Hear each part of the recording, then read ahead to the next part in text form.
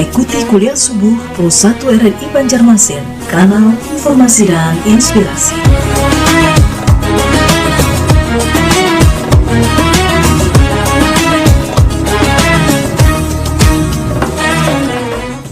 Assalamualaikum warahmatullahi wabarakatuh. Selamat pagi pendengar dan pemirsa dimanapun Anda.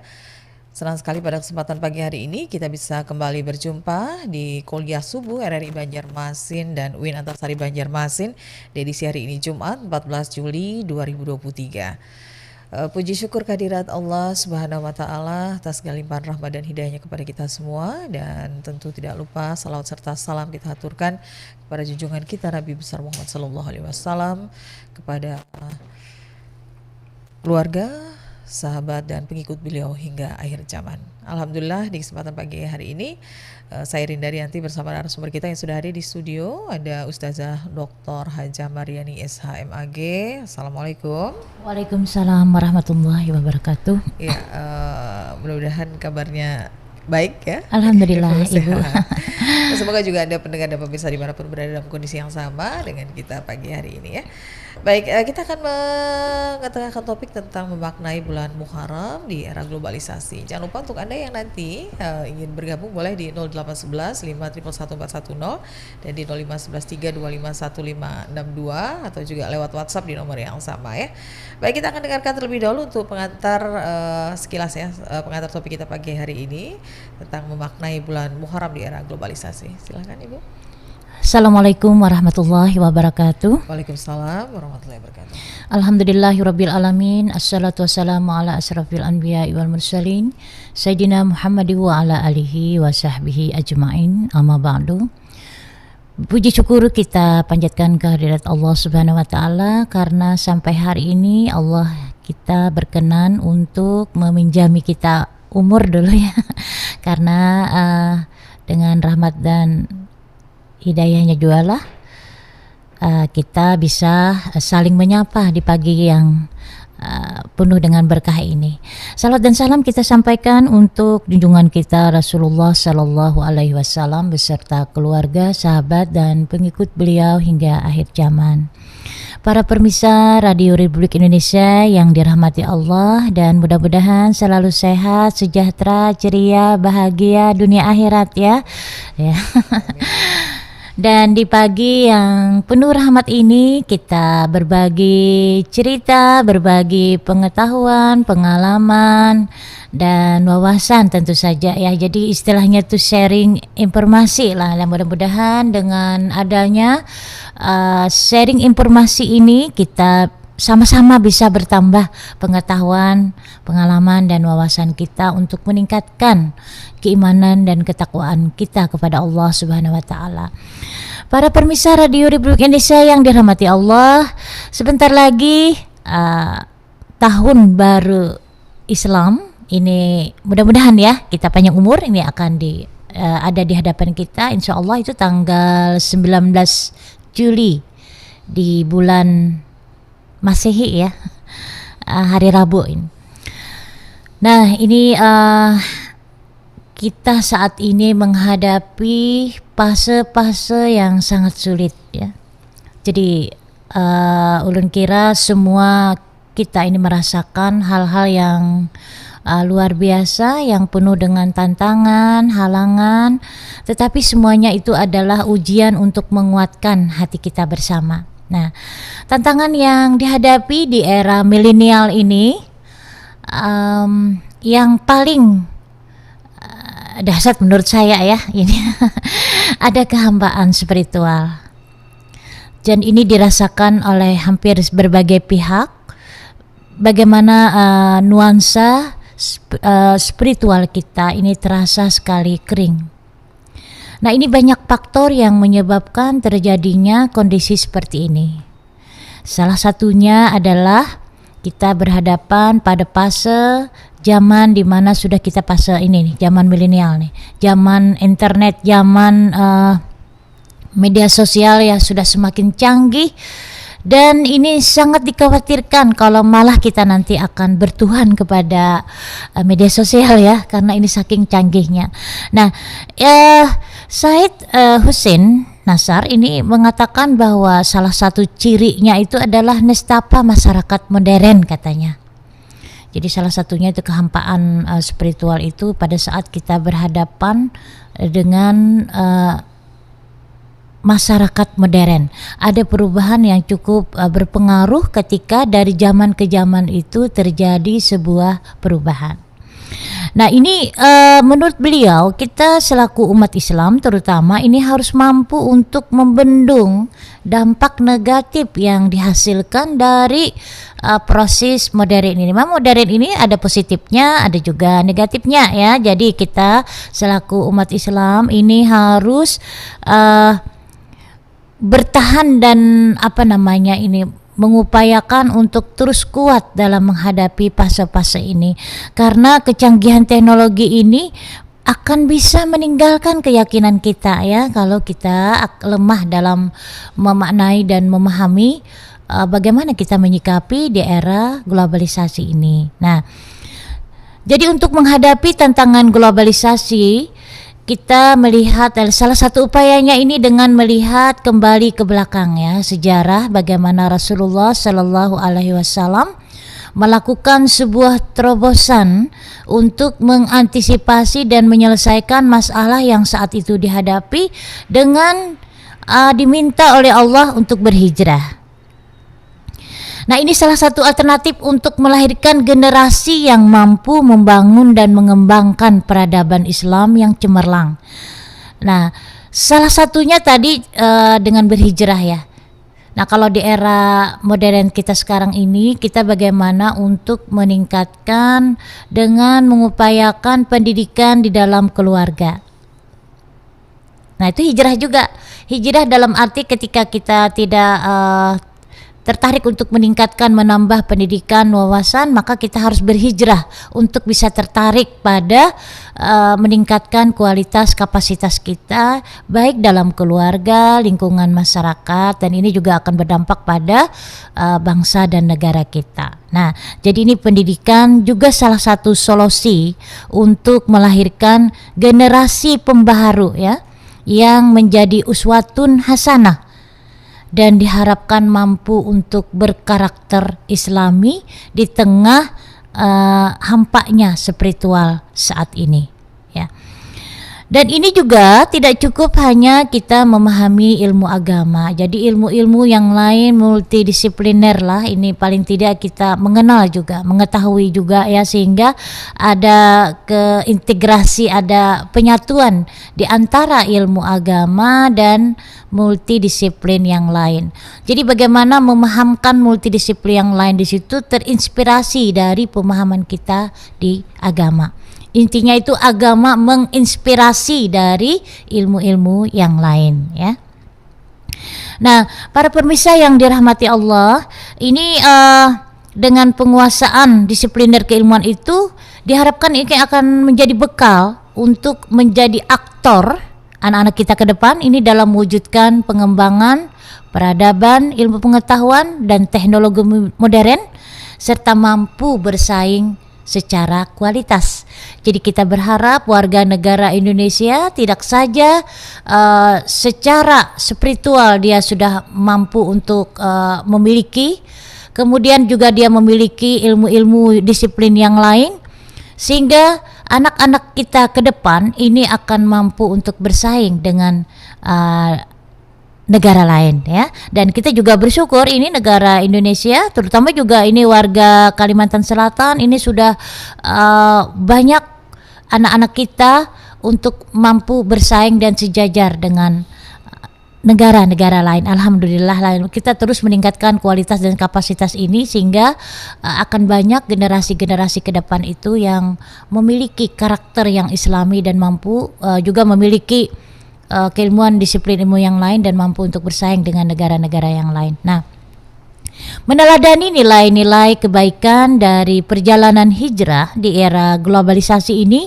ini akan dapat juga membentuk generasi muda muslim yang dapat menjadi garda ke depan ya dalam gerakan peningkatan keimanan ibadah Dan yang paling penting itu adalah akhlakul karimah. Jadi kita saat ini juga anak-anak kita, generasi muda kita ini dilanda kehampaan dari moralitas ya.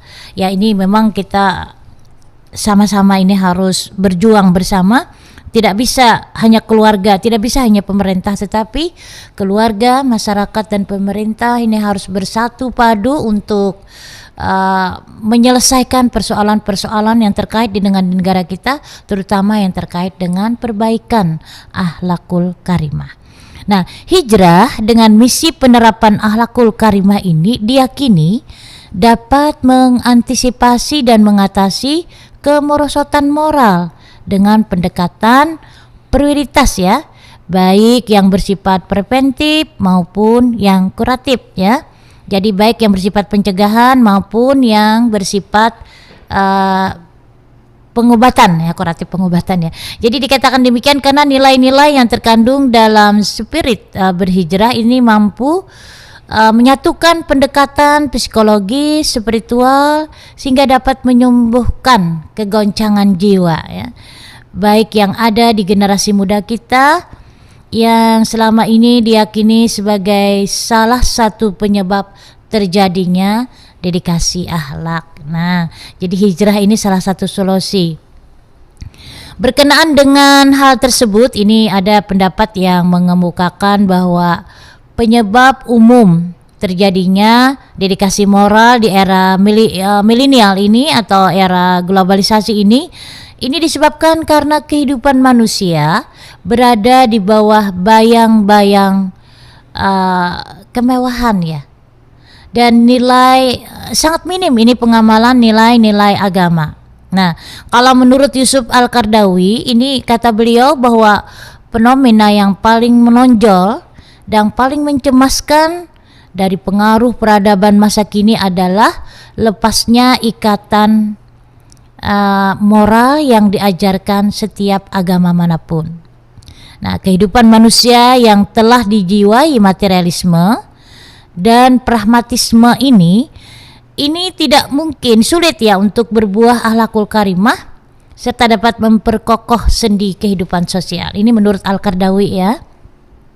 Jadi kata beliau untuk mengatasi hal tersebut tentu saja umat Islam harus memfungsionalisasikan pemberdayaan nilai-nilai pendidikan agama. Nah, sehingga akan menumbuhkan kesadaran jiwa dan menambahkan kesadaran generasi muda muslim untuk menjauhi tindakan-tindakan negatif yang bisa membahayakan kehidupan mereka. Nah, hijrah di tengah tantangan era milenial ini, hijrah yang dilakukan dari Mekah ke Madinah ini banyak mengandung pelajaran yang berharga ya, sekaligus dapat dijadikan teladan dalam kehidupan kita di keseharian kita. Pelajaran yang dapat dipetik dari perjalanan hijrah tersebut diyakini akan dapat memotivasi umat Islam di era globalisasi ini untuk bangkit menjadi umat yang berkualitas guna membangun peradaban di masa depan. Nah, jadi ini harapan-harapan kita ya, bagaimana kita meneladani hijrahnya Rasulullah itu untuk kita kontekskan dengan kekinian.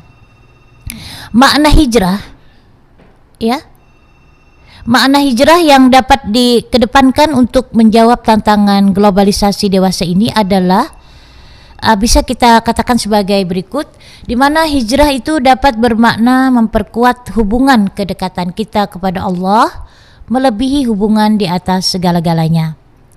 Dengan berhijrah, kaum muslimin pada masa Rasulullah saat itu telah menunjukkan bahwa mereka adalah generasi yang lebih mencintai Allah dan Rasul-Nya daripada kehidupan material. Mereka mampu untuk mengorbankan diri, meninggalkan harta benda yang mereka miliki di Mekah demi memenuhi panggilan untuk berhijrah karena Allah. Nah, setidaknya hal ini dapat kembali menjadi teladan bagi umat Islam agar memperkokoh kedekatan dan kecintaan mereka kepada Allah daripada mengedepankan ajakan dan godaan hawa nafsu, sehingga dapat memperkokoh keimanan di era globalisasi ini. Ya, Ibu. Ya, mungkin pengantarnya sudah Em, cukup, masih ada lagi? Boleh kalau ingin Ya. kita sambil jalan, Ya. kalau ada yang ingin bersharing Ya. pengetahuan bisa. Ya, baik. Terima kasih Ibu Ustazah Dr. Hajah Mariani SHMAG sudah memberikan pengantar untuk topik kita di kesempatan pagi hari ini tentang memaknai bulan Muharram di era globalisasi. Ya, silahkan untuk Anda yang ingin bergabung di kesempatan pagi hari ini di 0811 5 111 410 dan 0511 325 1562, atau juga Anda boleh bergabung lewat WhatsApp ya di nomor yang sama. Baik, kita akan langsung terima telepon dulu. Assalamualaikum. Ya, halo, assalamualaikum. Waalaikumsalam, Mbak Dinda. Ya, silakan Mbak Dea. Ya, makasih ya, Mbak. Ya, Assalamualaikum, Bunda. Waalaikumsalam warahmatullahi wabarakatuh. Gini ya, Bunda ya. Doa atau amalan-amalan apa yang harus kita baca selama di bulan Muharram ini, Bunda? ya, Yang kedua, mengenai hijrah tadi, Bunda. ya, Ini pengalaman dia sendiri. ya, Beberapa tahun yang lewat, Bunda, dia bertugas di Kalsel. ya, Ya, pokoknya ya di salah satu kabupaten Tapin di Rantau. Sekarang untuk menambah ilmu, mendapatkan ilmu lagi, sekarang dia berada di Sulawesi. Apakah yang kayak gini, Bunda, bisa dinamakan hijrah juga atau enggak ya? Itu aja, Bunda, dari dia. Salah hilang, mohon maaf.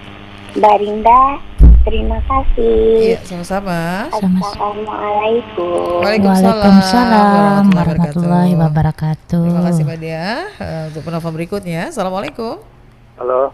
Ya, assalamualaikum. Waalaikumsalam warahmatullahi wabarakatuh, dari Cakrawala Bintang, Iya. Banjarmasin. Baik, silakan Asyhadu Pak an la Cakrawala. ilaha illallah wa asyhadu anna Rasulullah, mengenai hijrah nih ya. Iya, Jadi di zaman globalisasi ini kita menyempurnakan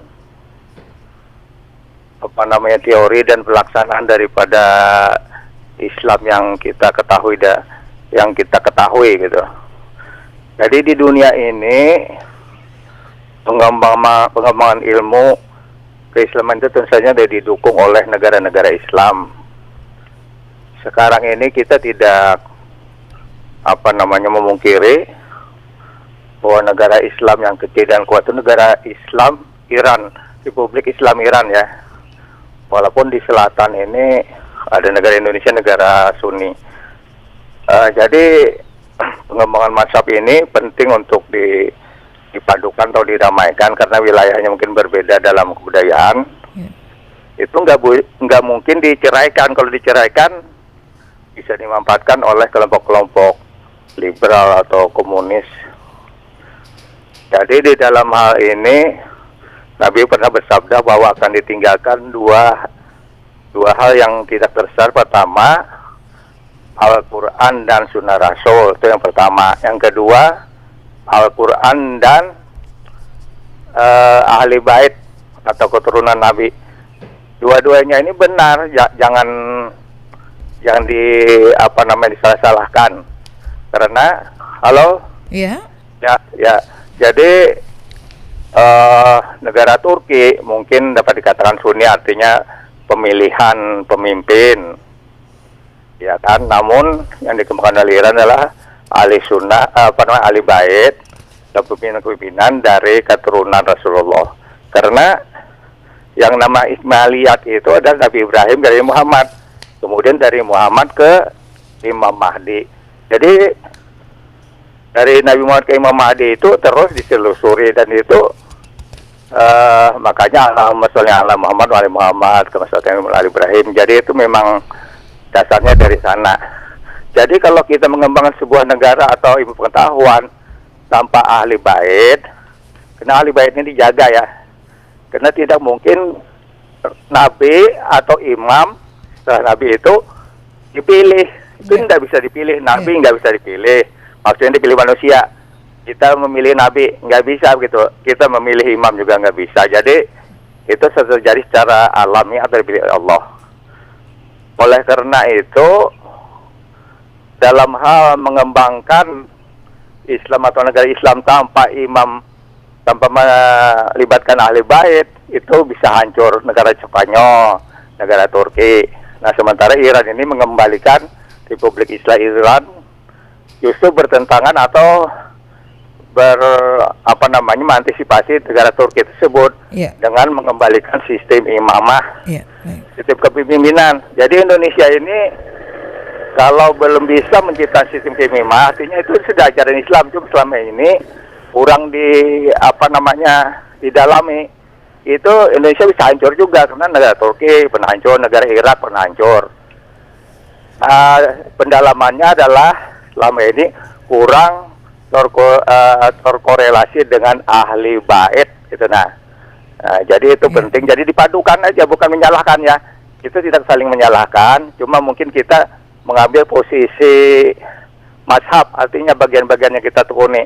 Cuma kita jangan menghilangkan atau menyalahkan mazhab lain. Ini perlu dikorelasi karena Khomeini pernah mencari solusi bagaimana mendamaikan Syiah dan Sunni ini yang pernah terjadi sebelum negara Iran berdiri. Terima kasih. Assalamualaikum warahmatullahi wabarakatuh. Waalaikumsalam warahmatullahi wabarakatuh. Baik, terima kasih Pak Cakrawala Bintang. Ya, mungkin satu lagi kita tunggu yang ingin bergabung pagi hari ini di 08115111410 dan 05113251562 atau juga boleh lewat WhatsApp ya. Assalamualaikum. Waalaikumsalam warahmatullahi wabarakatuh. Iya, silakan Pak Muaz. Makasih. Assalamualaikum saja. Waalaikumsalam warahmatullahi wabarakatuh.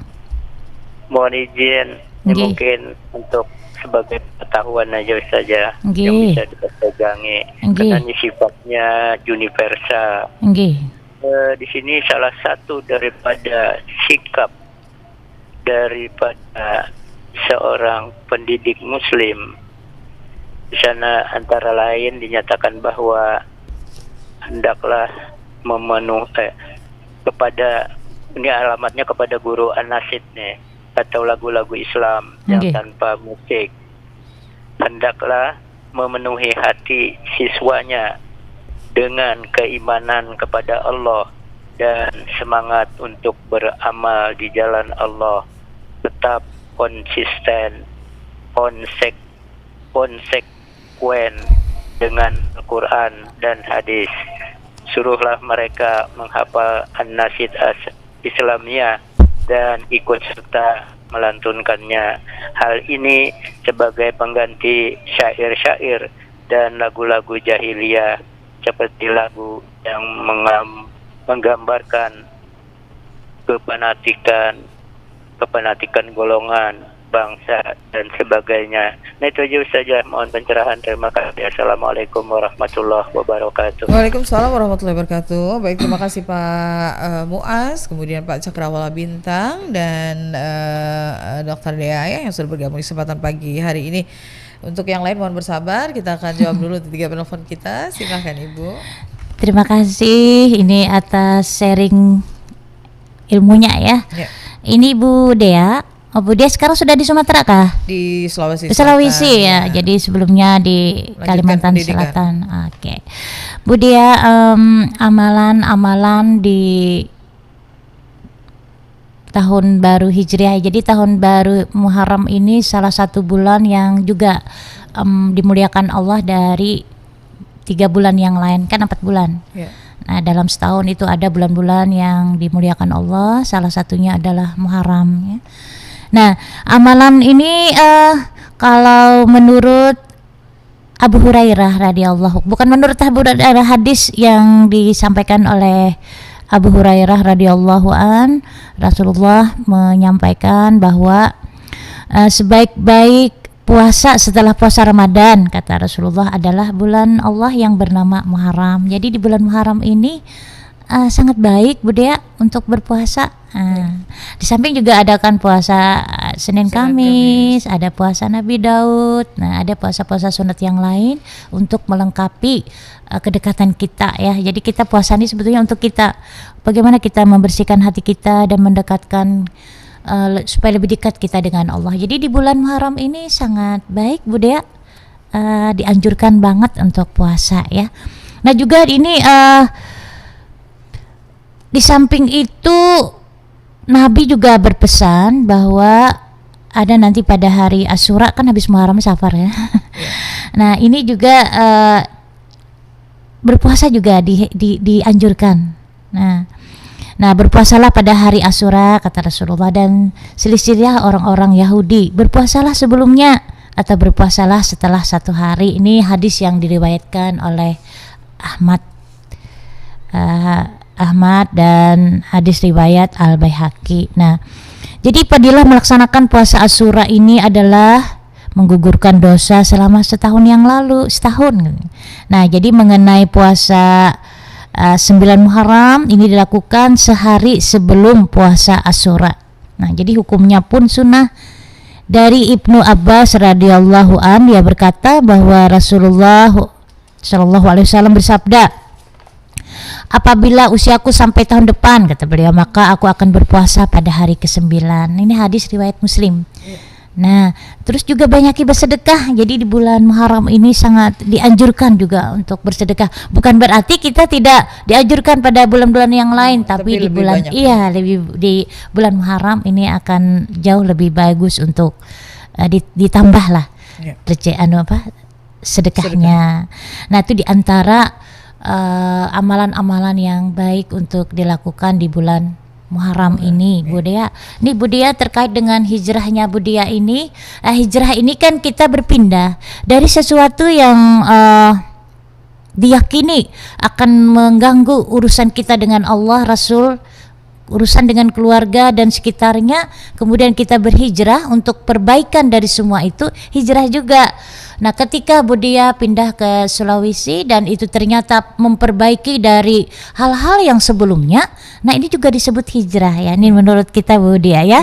Jadi intinya hijrah itu berpindahnya dari sesuatu yang diyakini itu akan mengganggu sebuah relasi dan sebagainya untuk menjadi ke tempat yang lebih baik, maka itu adalah hijrah. Dari yang negatif ke positif.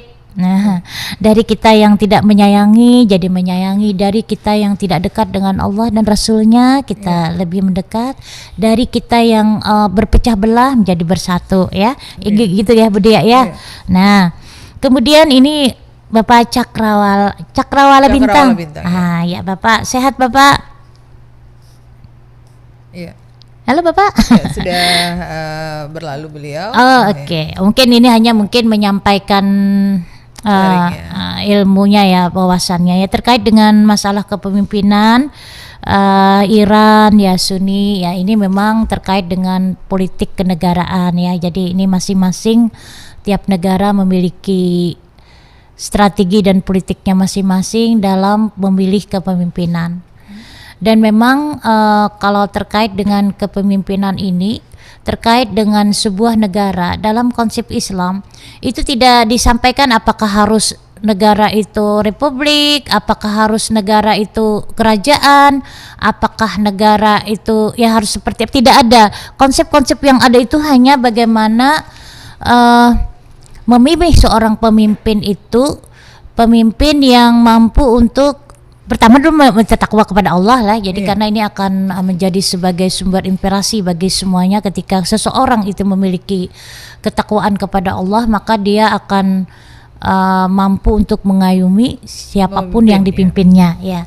Dan hal-hal yang lain ini kalau kita melihat dari konsep kepemimpinan ini, ketika ada yang sudah ditawarkan oleh Rasulullah SAW dengan Piagam Madinah, itu adalah konsep-konsep kenegaraan di mana beberapa konsep yang sudah ditawarkan ini mampu untuk menyatukan hal-hal yang baik. Dulu kan ada apa istilahnya Yahudi, Nasrani di sekeliling itu ya, tidak terjadi pertikaian. Jadi Rasulullah itu dengan konsep yang ditawarkan dari Piagam Madinah itu mampu menyatukan semua unsur yang ada di sekitarnya saat itu, dan beberapa konsep-konsep yang lain yang nanti ini bisa dibedah ya. Dari Piagam Madinah itu seperti apa seharusnya sebuah negara itu dalam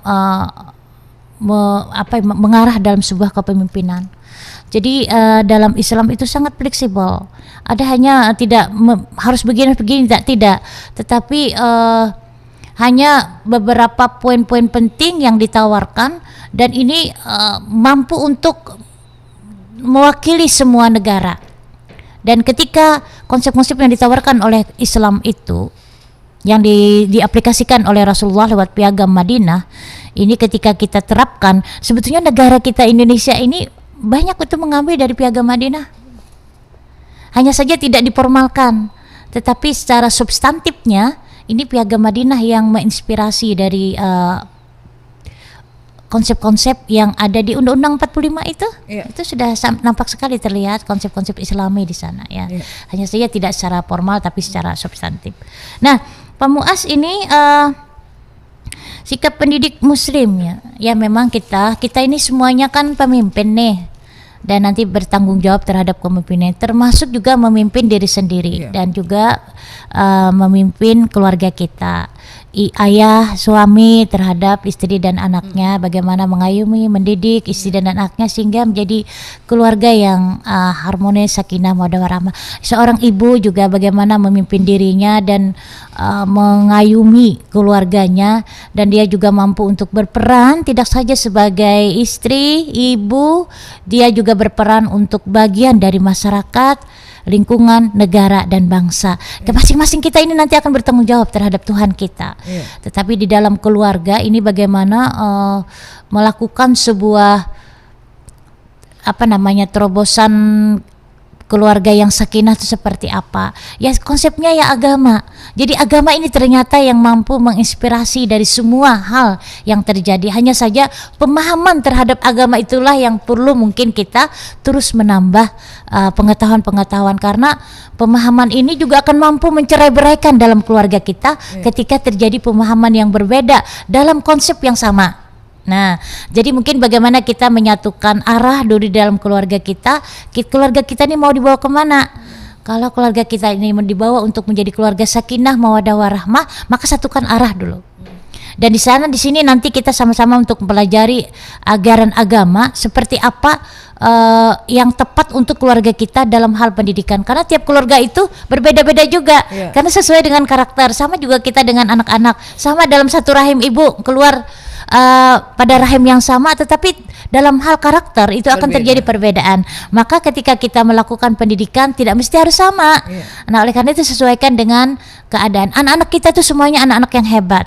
Maka orang tuanya lah nanti bagaimana untuk melihat potensi dari anak-anak itu sehingga dia bisa berkembang, mengembangkan potensinya sesuai dengan harapan. Jadi ini peran ayah dan ibu dalam sebuah keluarga sangat penting untuk membentuk karakter anak sehingga ia menjadi manusia yang uswatun hasanah bagi semua orang. Nah, jadi ini yang mungkin yang dimaksud oleh Pak Muas mungkin seperti ini juga. Jadi intinya anak-anak kita itu anak-anak yang hebat, Pak Muas. Hanya saja kita selaku orang tua, orang dewasa yang sering menjadikan anak kita menjadi terjerumus ke arah yang tidak tepat. Kadang-kadang persoalan kita orang dewasa menjadi berdampak pada anak-anak kita di dalam keluarga. Oleh karena itu orang tua dulu samakan suami dan istri, jadi samakan visi bagaimana menghadapi anak-anak. Kita tidak bisa, ibu tidak bisa sendirian menghadapi anak-anak, bapak pun tidak bisa sendirian, maka kita harus bersama-sama dalam menyiapkan generasi kita ke depan. Nah, intinya itu keluarga, masyarakat itu ya sekolah, lingkungan di sekitar kita, dan pemerintah di dalam dunia pendidikan, bagaimana regulasi-regulasi yang mengatur untuk mengarah kepada pendidikan yang berkarakter. Ini juga sangat penting untuk menjadikan anak-anak dalam menghadapi masa depan. Kira-kira itu, Bu. Ya, baik. Silakan untuk Anda pendengar yang lain yang ingin bergabung di kesempatan pagi hari ini di kuliah subuh dari Banjarmasin dan Winantas dari Banjarmasin tentang bagaimana memaknai bulan Muharram di era globalisasi. Silakan untuk Anda yang mungkin juga ingin bergabung lewat WhatsApp, boleh ya, silakan di nomor yang sama di 0811 5111410 pada kesempatan pagi hari ini bersama Ustazah Dr. Hajah Mariani SH MAG.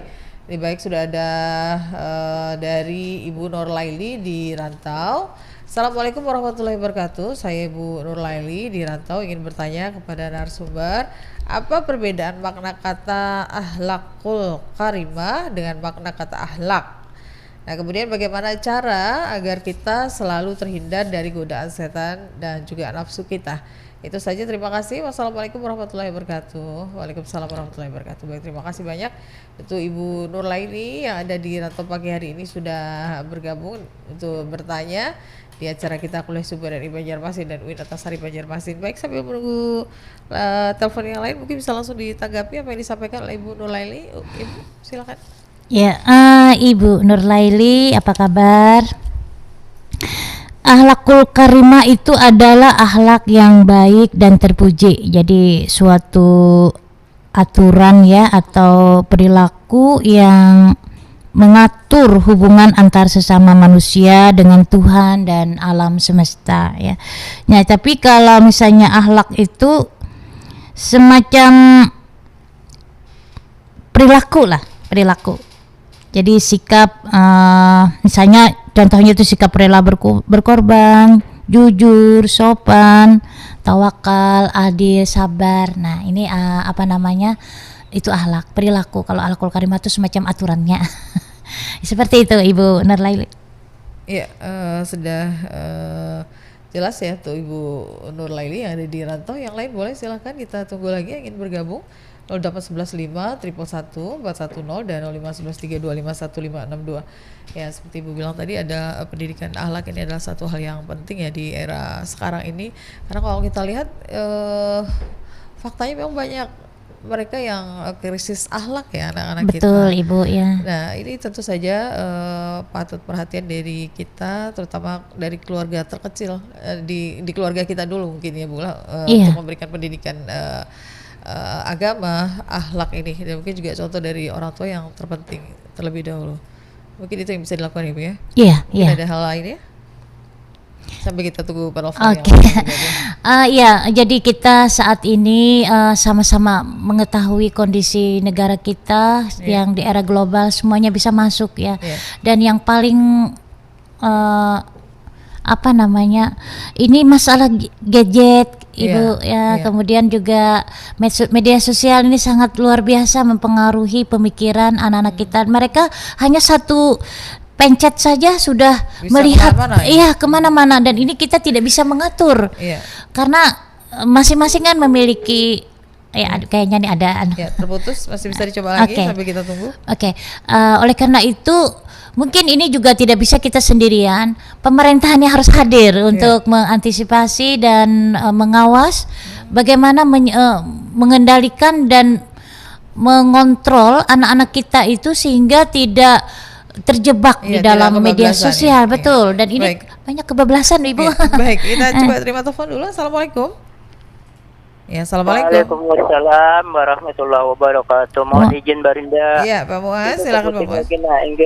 Menyikapi pertanyaannya kedua dari Ibu Nurlaili tadi. Iya. Bahwa guru-guru memberi nasihat malam, kalau kada hendak diganggu setan, dirayu setan, jangan dikawani, ujar setannya itu belum terjawab tadi lah benar lah. Kita cari aja apa yang harus punya ilmu juga tuh untuk membedakan ini dari setan, ini dari Allah. Nah itu aja Ustaz, mohon maaf mau tidak menggurui. Terima kasih ini Bapak, tadi saya kelupaan ada pertanyaan yang kedua ya betul. Baik, terima kasih Pak Muaz sudah bergabung pagi hari ini. Ya itu tadi pertanyaan kedua ya dari Bu Nurlaili, agar kita selalu terhindar dari godaan setan dan juga nafsu kita sendiri. Iya, ya memang Bu Nurlaili ya. Saya kira siapapun semakin orang itu tinggi ilmunya itu semakin tinggi juga godaannya ya, benar kita sama-sama tahu itu. Jadi memang konsep dalam Islam itu A'udzubillahi minasyaitonirrajim itu kan itu dianjurkan sekali untuk dibaca setiap saat dan kita jangan lepas kontrol dengan Allah, selalu terhubung. Makanya dalam detik per detik itu, dalam setiap ibaratnya itu tubuh kita ini juga harus bertasbih begitu. Jadi antara hati kita dan Tuhan kita itu harus selalu menyatu. sehingga tidak ada kesempatan untuk iblis untuk merasuki. Memang iblis tidak bisa masuk ketika orang itu mukhlisin, orang yang ikhlas. Jadi iblis tidak akan sanggup masuk ke arah itu. Nah, cuman kita menuju ke arah yang mukhlisin ini, yang mukhlis, yang ikhlas ini yang sulit benar. Banyak proses yang harus kita lalui untuk bisa sampai menuju ke sana. Tetapi selaku manusia ada usaha dan doa untuk sampai pada tahap itu. Apabila kita sampai pada tahap mukhlisin, sanggup kita ikhlas beramal. Jadi konsep Kementerian Agama itu ikhlas beramal. Jadi bagaimana kita semuanya itu dilakukan karena Allah. Kita tidak berpikir bekerja itu ini berapa gajinya, tidak. Gaji itu sudah ada.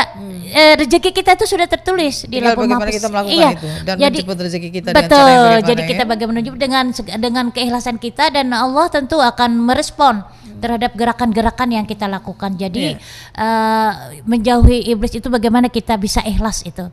Nah, menuju ikhlas ini Ibu Laili yang kita mungkin harus membedah lagi pengalaman pengetahuan kita untuk memperdalam keimanan dan ketakwaan kita. Ya Bu Laili.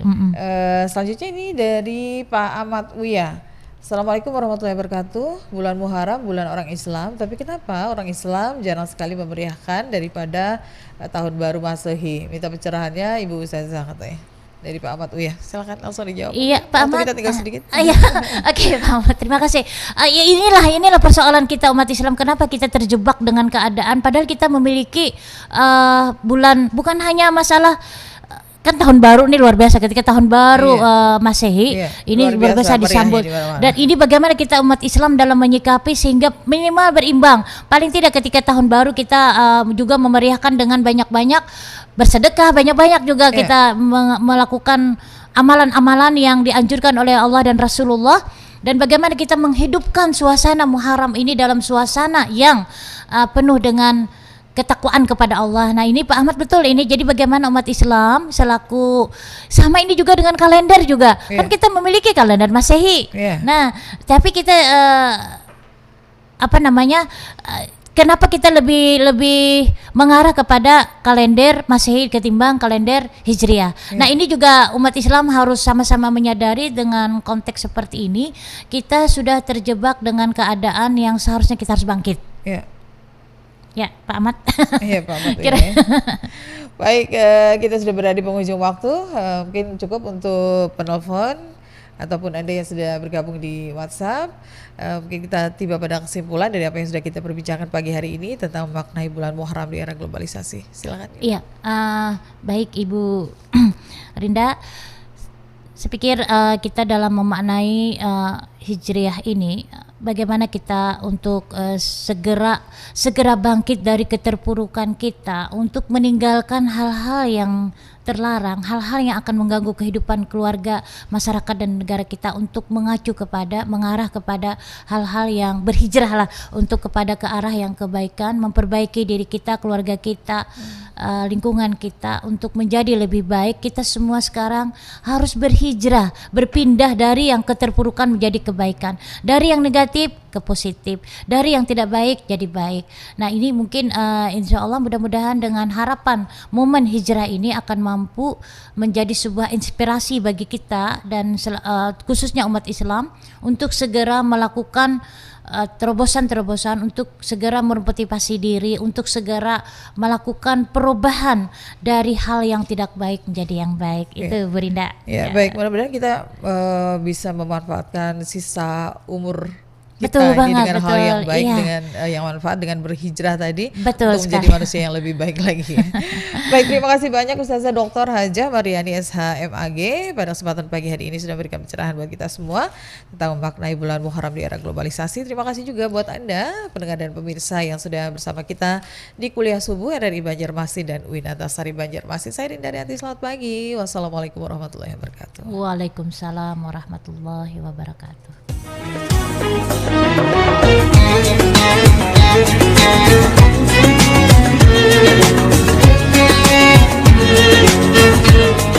Telah kita ikuti bersama Kuliah Subuh Pro 1 RRI Banjarmasin, kanal informasi dan inspirasi.